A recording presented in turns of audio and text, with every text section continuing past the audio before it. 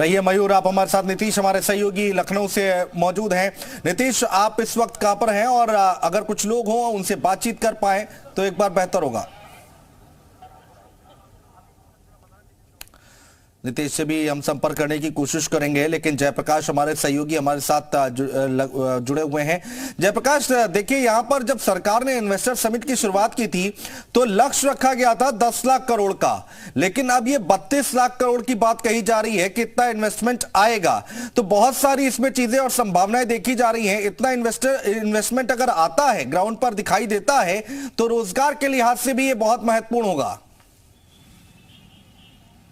बिल्कुल, देखिए अनुज, अगर हम बात करें तो अगर जितना इन्वेस्टर समिट की बात जो की थी सरकार ने जो शुरुआती दौर रखा था वो सिर्फ महज 10 लाख करोड़ के आसपास रखा था। लेकिन अब आपको यहां ये समझना होगा कि खुद जो यहां राज्य सरकार का बजट है वो 7 लाख करोड़ के आसपास का बजट है, और उस बजट से 4 से 5 गुना इन्वेस्टर समिट के जरिए यहां पर निवेश आ रहा है। तो आप सोचिए, अगर इस पर धरातल पर 30 लाख करोड़ भी यहां पर निवेश जो आ रहा है वो धरातल पर उतर जाता है, अगर 30 लाख भी आप यकीन ना करें तो 20 लाख करोड़ का निवेश भी अगर धरातल पर उतरता है तो सोचिए यूपी की जो विकास की रफ्तार है वो कितनी तेज हो जाएगी। और साथ ही साथ जो युवा हैं, जो नौकरी के लिए ललायत थे, जो उम्मीद लगाए बैठे हैं कि सरकार इतना बड़ा ग्लोबल इन्वेस्टर समिट कर रही है, तो उनके लिए भी कहीं ना कहीं रोजगार के बहुत सारे रास्ते खुल जाएंगे। और यकीन मानिए, अगर हम यहां लोगों से बात कर रहे हैं, चाहे वो यूपी के रहने वाले या बाहरी राज्य के लोग हैं, वो तमाम लोग योगी सरकार की तारीफ कर रहे हैं। क्योंकि देखिए यूपी में बहुत सारी चीजें बदली हैं। पहले जो यूपी की अपराध वाली छवि थी अनुज,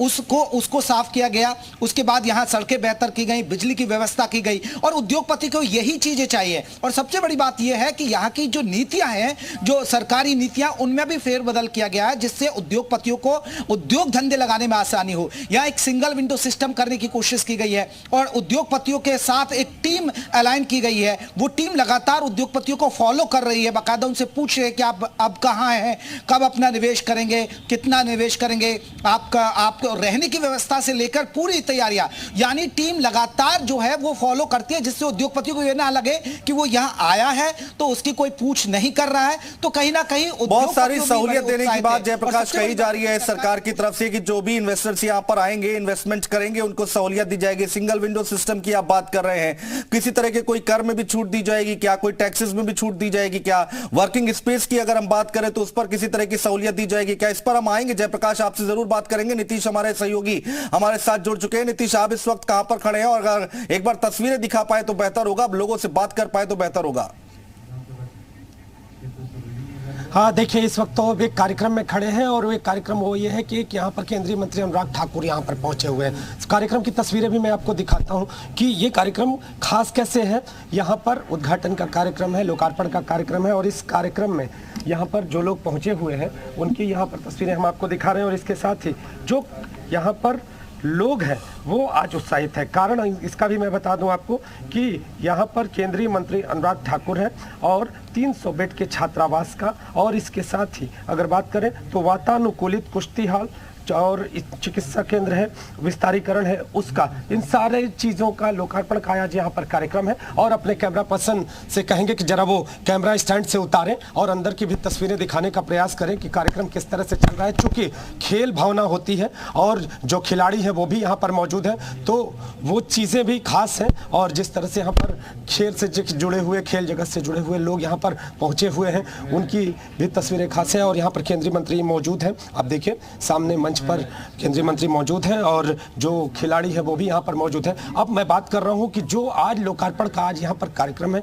वो कितना ज़रूरी है और किस तरह से ज़रूरी था। ये जिस तरह से विस्तारीकरण हुआ, अगर जिस यहाँ पर 3 जो खिलाड़ियों के लिए जो छात्रावास की बात है, तो छात्रावास को विस्तार किया गया। छात्रावास के विस्तार का कारण, अगर खिलाड़ी और खेल आगे बढ़ेगा तो निश्चित तौर पे कहा जाता है कि उस क्षेत्र के विकास का कारण बनता है। तो 300 बेड का छात्रावास है उसका, और इसके साथ चिकित्सा केंद्र का जो विस्तारीकरण है, कुश्ती हॉल, वातानुकूलित कुश्ती हॉल। आमतौर पे जो खिलाड़ी हैं, जो कुश्ती खेलते हैं, उनके लिए कई बार ऐसी समस्याएं आती हैं कि उनके लिए वातानुकूलित कुश्ती हॉल की दिक्कत होती है। तो ऐसी स्थिति में सरोजिनी नगर में ये कार्यक्रम हो रहा है और केंद्रीय मंत्री यहाँ पर मौजूद है। आने वाले समय में रहिए आप हमारे साथ नीतीश, आगे भी आपसे बातचीत जारी रखेंगे। फिलहाल फिलहाल हमारे अलग अलग जगहों से सहयोगी जो जुड़े हुए हैं वो बता रहे हैं, ग्राउंड जीरो की तस्वीर दिखा रहे हैं। और आज चूंकि समापन है, आज इन्वेस्टर समिट का तीसरा दिन है, यानी कि आखिरी दिन है, राष्ट्रपति वहां पर मौजूद होंगी और पहुंचेंगी, समापन करेंगी। तो ये पूरी तस्वीर आगे भी हम आपको दिखाते रहेंगे। यहां पर वक्त हो गया एक छोटे से ब्रेक का, तुरंत लौट रहे, कहीं मत जाएगा।